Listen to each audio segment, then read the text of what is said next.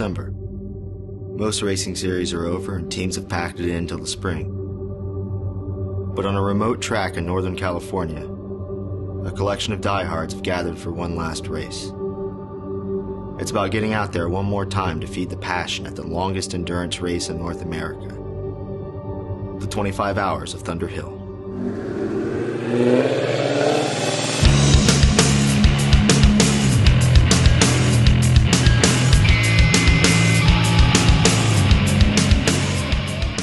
ACS Express Racing is fielding the FR 500S Mustang, numbered 00. They're the professionals, top-notch equipment, seasoned crew. Father and son drivers, Mike and Brandon Davis, take racing seriously. And for Thunderhill, they've brought in a couple of ringers. Eric Curran races in the Rolex GT Series, driving high-end sports cars at the limit. Mike also extended an invitation to his friend, road racing legend Boris Said. I actually thought I was going to have 6 weeks off of no travel, but then my friend Mike Davis called me up and said, "You want to do the 25 Hours of Thunderhill?" And I'm like, okay, I'll race anything. Anybody that's dumb enough to give me the keys, I'll race it. Butte College Motorsports Dynamics Program. The name fails to convey the excitement of what this student crew team is out to do. They're campaigning a yellow Honda S2000 in the 25 Hours of Thunderhill. Local racers will do the driving. They're led by David Vodden, CEO of the track. But the crew is made up entirely of students. Recent program graduate Gabe Maines is the crew chief. And whether or not the car makes the finish, or even starts the race, depends entirely on the students' mechanical abilities. The instructors won't even turn a wrench. Whether the car makes it or moves is up to them. Once it's on track, it's the driver's job to keep it put together. Team Toxic Drift is a last-minute entry. Formula Drift champion Sam Houbinet and his wife Stina have joined car owner Dannon Smith to pilot a factory-built racer, Dannon's 2006 competition Coupe Viper. They've put the whole effort together in a matter of days. The crew is just who was available. Some willing neighbors who thought the whole thing sounded fun. The car arrives at the track late and way above the noise requirements. Their impromptu crew chief is a Dodge dealer tech and a friend of the team. We had to meet the sound emissions here. We couldn't go over 95 decibels. We were cracking 108 short shifting. After some 11th hour wrenching, they replaced the mufflers and barely make it into the race. Different as these teams may be, they all have one thing in common: an absolute passion for driving. They all have go.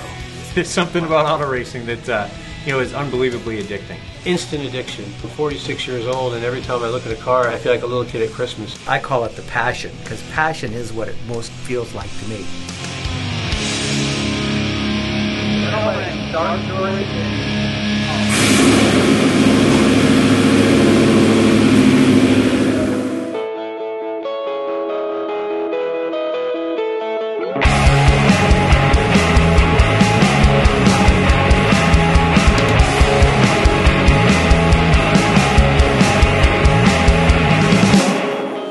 The teams are running well, but midday, the students encounter trouble.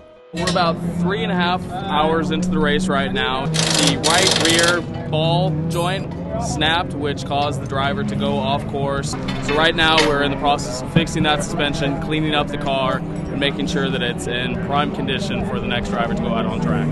Endurance racing, first and foremost, requires that your car make it to the finish line. A driver has to have a different mindset where he's not driving at 10/10 using up the car. You can't go out there and try to shine and be the hero. It's all about saving the equipment and bringing over the finish lines.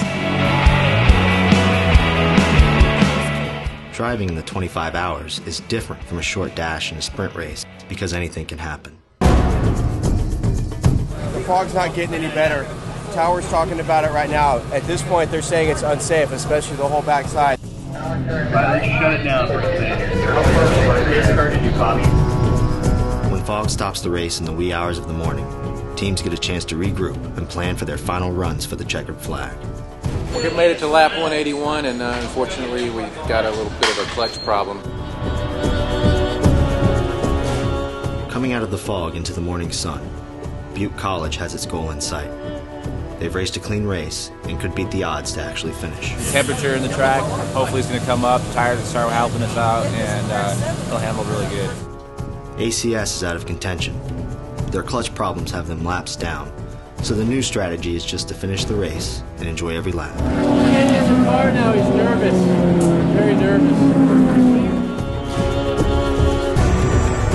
The last-minute entry from Toxic Drift has a dilemma. Push hard for a podium finish, or conserve and become the first competition Coupe Viper to actually finish a race at this length. Their Go says push harder, but the car isn't up to it.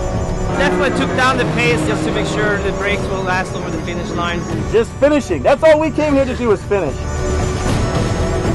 The drivers are tired. I don't think I've ever really felt stressed before until right now. The cars are all but used up. And for most teams, there's true victory in just surviving. With the checkered flag in sight, teams make one last push for the finish.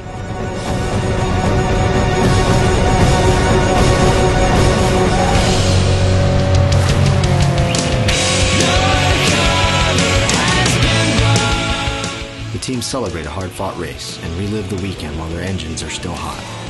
We finished. We finished. Man, we made it over the finish line. We actually made it happen. Definitely, I am proud of my crew. It was a blast. We finished the race. We took the checkered flag. That was our goal. It was a great race. We had a lot of fun. Let's go again. Where are we going next? Exactly. I knew it. I am so proud of the team.